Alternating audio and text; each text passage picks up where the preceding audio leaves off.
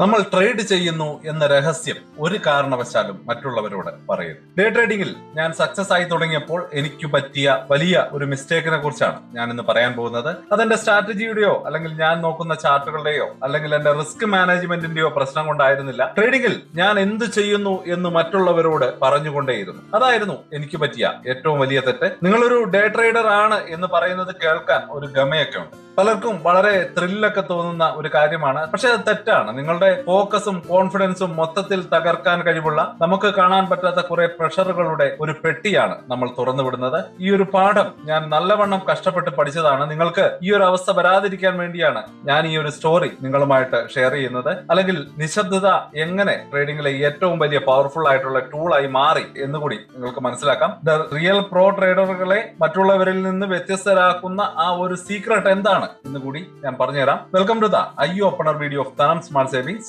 And investment solutions. എന്റെ mistake തുടങ്ങിയ ആ ഒരു മൊമെന്റ് എനിക്ക് ഇപ്പോഴും ഓർമ്മയുണ്ട്. ട്രേഡിംഗ് തുടങ്ങിയിട്ട് ഏകദേശം 2 വർഷത്തിന് ശേഷം പതിയെ അതിന്റെ ഒരു രീതികളൊക്കെ എനിക്ക് കൃത്യമായിട്ട് പിടികിട്ടി തുടങ്ങി. ഞാൻ കൺസിസ്റ്റന്റ് ആയിട്ട് മുന്നോട്ട് പോവുകയായിരുന്നു. തുടർച്ചയായി കുറച്ച് നല്ല ആഴ്ചകൾ എനിക്ക് മുമ്പിലുണ്ടായി. സത്യം പറഞ്ഞാൽ ഒരു സീക്രട്ട് എനിക്ക് കിട്ടി എന്ന് തന്നെ ഞാൻ കരുതി. വളരെയേറെ സന്തോഷം തോന്നുന്ന നിമിഷങ്ങളായിരുന്നു അല്ലെങ്കിൽ ആഴ്ചകളായിരുന്നു. ആ വീക്കെൻഡിൽ ഞാനൊരു ഫ്രണ്ടിന്റെ പാർട്ടിക്ക് പോയി. എല്ലാവരും റിലാക്സ് ചെയ്യുന്ന ഒരു നോർമൽ ആയിട്ടുള്ള ആ ഒരു സമയത്ത് പതിവായിട്ടുള്ള ചോദ്യം വന്നു, അപ്പൊ എന്താ ഇപ്പൊ പരിപാടി? പലരും ചോദിച്ചു. എനിക്കത് അടക്കി വെക്കാൻ പറ്റിയില്ല. ചെറിയ അഹങ്കാരത്തോടെ ഞാൻ മറ്റുള്ളവരുടെ മുമ്പിൽ ഞാൻ എന്റെ സ്റ്റോറി പറഞ്ഞു. ഞാൻ ഡേ ട്രേഡിംഗ് ആണ്, അത്യാവശ്യം നന്നായിട്ട് പോകുന്നു, കുറച്ച് പ്രോഫിറ്റ് ഒക്കെ കിട്ടുന്നുണ്ട്. തുടക്കത്തിലെല്ലാം അടിപൊളിയായിരുന്നു. ആളുകൾക്ക് നല്ല ക്യൂരിയോസിറ്റി ഉണ്ടായിരുന്നു. ചിലർക്കൊക്കെ എന്നോട് വളരെ വലിയ മതിപ്പും ഉണ്ടായിരുന്നു. ആയിരക്കണക്കിന് മണിക്കൂറുകൾ ചാർട്ടിന് മുന്നിൽ കുത്തിയിരുന്ന് ഒരു ഫലം കിട്ടിയല്ലോ എന്ന് എനിക്ക് തോന്നി. പക്ഷെ പിന്നെ അവരുടെ സംസാരത്തിന്റെ രീതി മാറി. ഫ്രണ്ട്ലി ആയിട്ടുള്ള ആ ഒരു ക്യൂരിയോസിറ്റി പതിയെ ഒരു ചോദ്യം ചെയ്യൽ പോലെയായി. അപ്പൊ നീ സ്റ്റോക്ക് ഒക്കെ കറക്റ്റ് ആയിട്ട് പിക്ക് ചെയ്യാൻ പഠിച്ചല്ലോ അല്ലെ? അപ്പൊ ഏതാണ്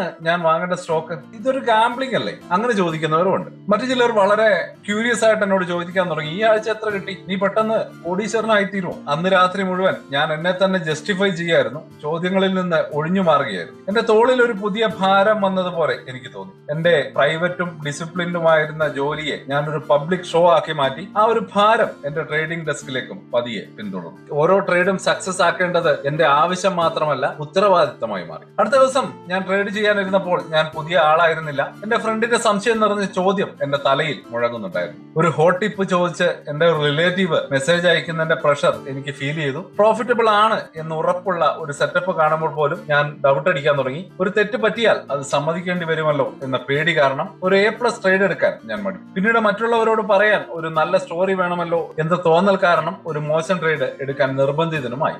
മുമ്പ് എന്റെ ക്യാപിറ്റൽ പ്രൊട്ടക്ട് ചെയ്യാനായിരുന്ന റിസ്ക് മാനേജ്മെന്റ് പെട്ടെന്ന് എന്റെ റെപ്യൂട്ടേഷൻ പ്രൊട്ടക്ട് ചെയ്യാനുള്ള ഒന്നായി മാറി. എന്റെ തീരുമാനങ്ങൾ ലോജിക്കൽ ആയിരുന്നില്ല, അവ ഇമോഷണൽ ആയിരുന്നു. ഞാൻ മാർക്കറ്റിനെ അല്ല, എന്റെ ഈഗോയാണ് ട്രേഡ് ചെയ്തിരുന്നത്.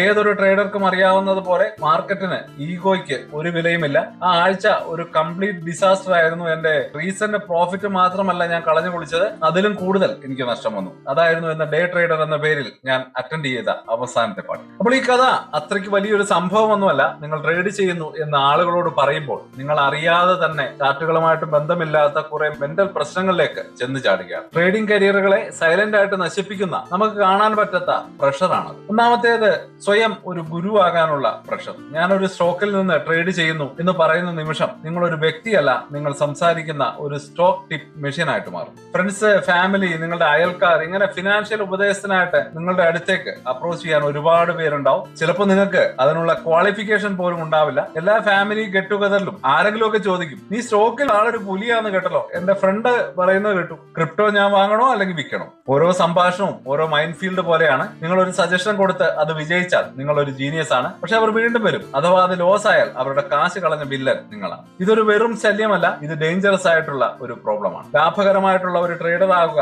എന്നതാണ് നിങ്ങളുടെ ജോലി, ശമ്പളമില്ലാത്ത ഒരു ഫിനാൻഷ്യൽ അഡ്വൈസർ ആവുക എന്നുള്ളതല്ല. രണ്ടാമത്തെ കാര്യം, ഒരുപക്ഷെ നിങ്ങൾക്ക് ഏറ്റവും പ്രോബ്ലമാറ്റിക് ആയിട്ടുള്ള ഒരു കാര്യമാണ് പെർഫോമൻസ് തെളിയിക്കാനുള്ള ഒരു ട്രാപ്പാണ്. നിങ്ങൾ ട്രേഡ് ചെയ്യുന്നുണ്ടെന്ന് ആളുകൾക്ക് മനസ്സിലായാൽ നിങ്ങൾ എപ്പോഴും സൂപ്പർ പെർഫോമൻസ് കാഴ്ചവെക്കണമെന്ന ഒരു പറയാത്ത എക്സ്പെക്ടേഷൻ ഉണ്ടാവും. ബോറടിപ്പിക്കുന്ന നോ പ്രോഫിറ്റ് നോ ലോസ് ദിവസങ്ങളെ കുറിച്ചൊന്നും ആർക്കും കേൾക്കാൻ താല്പര്യം ഉണ്ടാവില്ല. അവർക്ക് ഗംഭീര വിജയ കഥകളാണ് വേണ്ടത്. ഇത് നല്ല ന്യൂസ് മാത്രം റിപ്പോർട്ട് ചെയ്യാനുള്ള ഒരു സബ് കോൺഷ്യസ് പ്രഷർ ഉണ്ടാക്കുന്നു. ഇവിടെയാണ് അക്കൗണ്ട് തകർക്കുന്ന വളരെ ഭീകരമായിട്ടുള്ള ഒരു ഹാബിറ്റ് ഉണ്ടാവുന്നത്. ഒരു ലൂസിംഗ് ട്രേഡ് നിങ്ങൾ സ്റ്റോപ്പ് ലോസ് ഹിറ്റ് ആയാലും ഹോൾഡ് ചെയ്തു വെക്കും. ഒരു കംബാക്കിന് വേണ്ടി നിങ്ങൾ പ്രാർത്ഥിച്ചുകൊണ്ടേയിരിക്കും. കാരണം നിങ്ങളുടെ ഫ്രണ്ട്സിനോട് ഒരു മോശം ദിവസമായിരുന്നു എന്ന് പറയാനുള്ള നാണക്കേട് നിങ്ങൾക്കുണ്ട്. ഓരോ ലോസും ഒരു പബ്ലിക് ആയിട്ടുള്ള ഒന്നായി മാറും. അങ്ങനെ നിങ്ങൾ ഇല്ലാത്ത ട്രേഡുകൾ ഫോഴ്സ് ചെയ്യാനും ട്രേഡ്സിനെ ചേസ് ചെയ്യാനും വലിയ പൊസിഷനുകൾ എടുക്കാനും തുടങ്ങും. കാരണം നിങ്ങൾക്ക് സംസാരിക്കാൻ ഒരു സക്സസ് അത്യാവശ്യമാണ്. നിങ്ങളുടെ പ്ലാൻ അനുസരിച്ച് ട്രേഡ് ചെയ്യുന്നത് നിർത്തി മറ്റുള്ളവരുടെ വാലിഡേഷന് വേണ്ടി ട്രേഡ് ചെയ്യാൻ തുടങ്ങും. ഇങ്ങനെയാണ് അക്കൗണ്ടുകൾ കാലിയാവുന്നത്.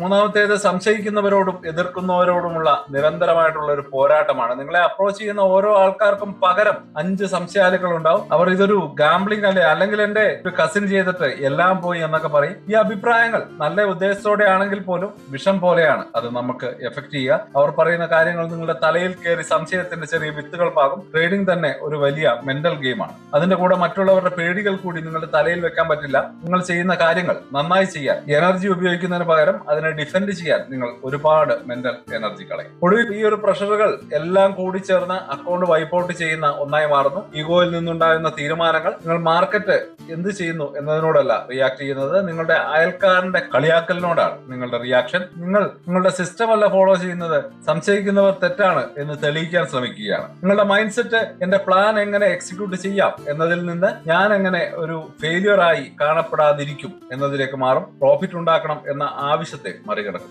ആ ഒരു ചലഞ്ച് നിങ്ങളുടെ ട്രേഡിംഗ് അക്കൗണ്ട് എല്ലാ തവണയും വലിയ വില കൊടുക്കേണ്ടി വരും. അപ്പൊ എന്താണ് ഇതിനൊരു സൊല്യൂഷൻ? ഇത് സിമ്പിൾ ആണ്, പക്ഷേ എളുപ്പമല്ല.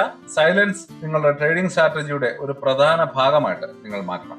ഇത് രഹസ്യം സൂക്ഷിക്കുന്നതോ നാണക്കേട് വിചാരിക്കുന്നതോ അല്ല, ഒരു പ്രൊഫഷണൽ ആവുന്നതിനെ കുറിച്ചാണ് പറയുന്നത്. ആദ്യത്തെ സ്റ്റെപ്പ് എന്ത് വില കൊടുത്തും നിങ്ങളുടെ ഫോക്കസിനെ പ്രൊട്ടക്ട് ചെയ്യുക എന്നുള്ളതാണ്. ഈ ബിസിനസ്സിൽ നിങ്ങളുടെ മൈൻഡാണ് നിങ്ങളുടെ ഏറ്റവും വലിയ അസറ്റ്. ഓരോ ജഡ്ജ്മെന്റിനും ഓരോ അൺവാണ്ടഡ് ഉപദേശവും മറ്റുള്ളവരിൽ നിന്നുള്ള ഓരോ എക്സ്പെക്ടേഷൻസും ക്ലിയറും ഒബ്ജക്റ്റീവുമായിട്ടുള്ള ഡിസിഷൻസും എടുക്കുന്നതിൽ നിന്ന് നിങ്ങളെ തടയുന്ന നോയ്സ് മാത്രമാണ്. സിമ്പിൾ ആയിട്ട് പറഞ്ഞാൽ സൈലൻസ് ഈസ് ഫോക്കസ്. മനസ്സിലാക്കാത്ത ആളുകളോട് നിങ്ങൾ എത്രത്തോളം കുറച്ച് എക്സ്പ്ലെയിൻ ചെയ്യുന്നോ അത്രയധികം മെന്റൽ എനർജി നിങ്ങൾക്ക് യഥാർത്ഥത്തിൽ ഇമ്പോർട്ടന്റ് ആയ കാര്യങ്ങൾക്ക് വേണ്ടി ഉപയോഗിക്കാൻ കഴിയും. ചാർട്ടുകൾ അനലൈസ് ചെയ്യാനും ട്രേഡുകൾ എക്സിക്യൂട്ട് ചെയ്യാനും ഞാൻ എന്റെ ട്രേഡിങ്ങിനെ കുറിച്ച് മിണ്ടാതിരുന്നപ്പോൾ എന്റെ ഫോക്കസ് വളരെയധികം കൂടുകയുണ്ടായി. P&L അത് പെട്ടെന്ന് തന്നെ റിഫ്ലക്ട് ചെയ്യുകയും ചെയ്യും. രണ്ടാമത്തെ പ്രിൻസിപ്പിൾ നിങ്ങളുടെ ഓഡിയൻസിനെ അല്ല, നിങ്ങളുടെ ട്രൈബിനെ കണ്ടെത്തുക എന്നതാണ്. ഇതിനർത്ഥം നിങ്ങൾ ഒരു സന്യാസി ആവണമെന്നോ കംപ്ലീറ്റ് ആയിട്ട് ഒറ്റയ്ക്ക് ട്രേഡ് ചെയ്യണമെന്നോ അല്ല. ഫ്രണ്ട്സിന്റെയും ഫാമിലിയുടെയും ഒക്കെ ഓഡിയൻസിൽ നിന്ന് വാലിഡേഷൻ തേടുന്നത് നിർത്തിയിട്ട് റിയൽ ട്രേഡിംഗിന്റെ ഒരു കമ്മ്യൂണിറ്റി ബിൽഡ് ചെയ്തെടുക്കുക. അതാണ് വലിയ കാര്യം. ഈ ഒരു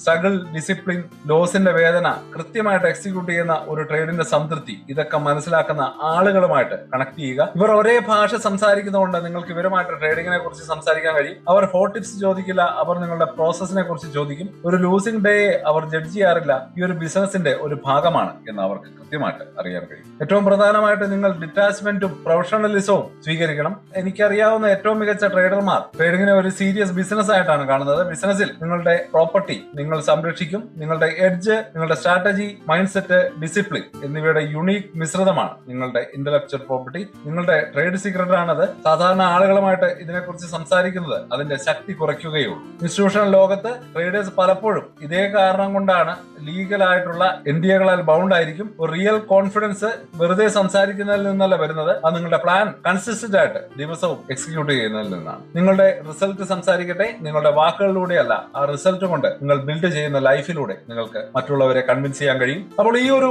സ്റ്റോറി നിങ്ങൾക്ക് കണക്ട് ചെയ്യാൻ പറ്റുന്നുണ്ടെങ്കിൽ, നിങ്ങൾക്കും ഇതേ ഒരു പ്രഷർ ഫീൽ ചെയ്തിട്ടുണ്ടെങ്കിൽ ആ ഒരു ലൈക്ക് ബട്ടൺ ഒന്ന് പ്രസ് ചെയ്തേക്കാം. അതിന് പ്രധാനമായിട്ട് നിങ്ങളുടെ സ്വന്തം സ്റ്റോറി കമന്റ് ആയിട്ട് ഷെയർ ചെയ്യുക.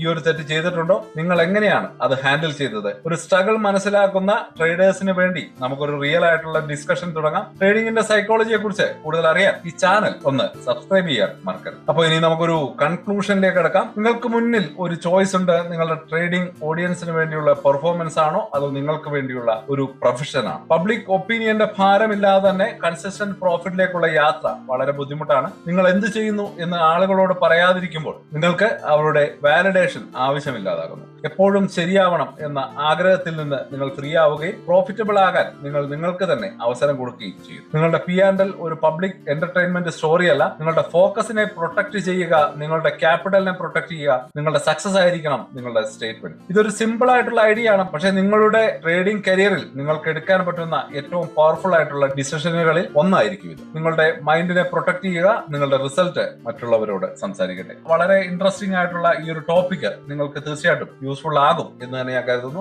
ഇതുപോലെയുള്ള വളരെ ഇൻട്രസ്റ്റിംഗ് ആയിട്ടുള്ള ഒരുപാട് വീഡിയോകൾ ചാനൽ അപ്ലോഡ് ചെയ്തിട്ടുണ്ട്. തീർച്ചയായിട്ടും ആ വീഡിയോകൾ കൂടി നിങ്ങൾക്ക് കാണാവുന്നതാണ്. അപ്പോൾ പുതിയൊരു വിഷയമായിട്ട് വീണ്ടും കാണാം. അതുവരേക്കും ഹാപ്പി ഇൻവെസ്റ്റിംഗ്. സ്റ്റോക്ക് മാർക്കറ്റിലെ ന്യൂസുകളെയും അതുപോലെ തന്നെ അപ്ഡേറ്റുകളെയും ഉൾക്കൊള്ളിച്ചുകൊണ്ടുള്ള ഒരു ഫേസ്ബുക്ക് ഗ്രൂപ്പ് നമുക്കുണ്ട്.